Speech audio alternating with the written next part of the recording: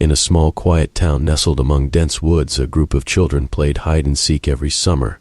The game was a tradition, passed down from older siblings and local legends. It was said that the town's children had been playing the same game for generations, and that the woods held secrets known only to those who dared to play there at night.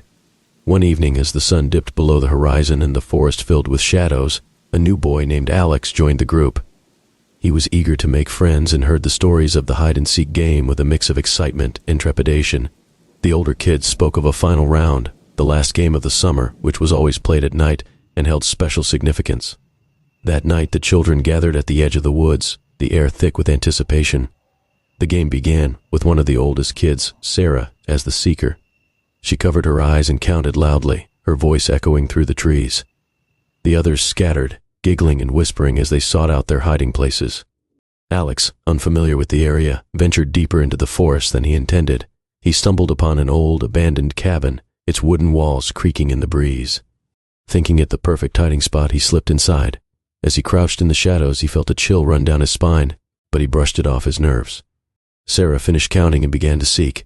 She found the others one by one, laughing and running back to the starting point. As the minutes ticked by, she realized Alex was still missing.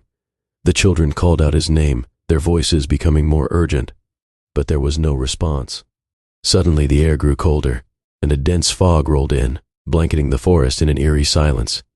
The children's laughter faded, replaced by a growing unease. Sarah, worried, decided to search deeper into the woods.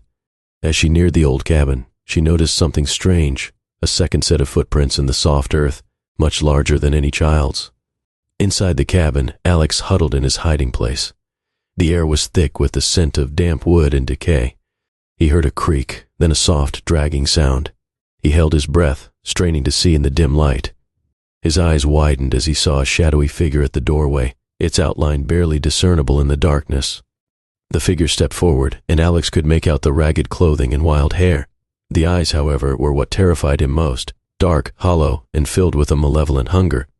The figure whispered his name, beckoning him closer with a bony finger. Paralyzed with fear, Alex tried to scream, but no sound came out. The figure moved closer, and just as it reached out to grab him, the door burst open. Sarah stood there, flashlight in hand, her eyes wide with shock. The figure vanished, dissolving into the shadows. Sarah pulled Alex to his feet, and they ran out of the cabin, not stopping until they reached the others. The group huddled together, shaken but relieved. As they caught their breath, Sarah noticed something horrifying. Alex's clothes were torn, and his face was pale as a ghost.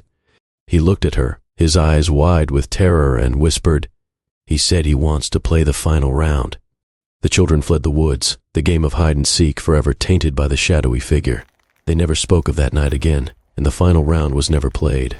But every summer, the townspeople would find traces of children's laughter in the woods and wonder if the figure was still there, waiting for someone brave enough or foolish enough to play one last game.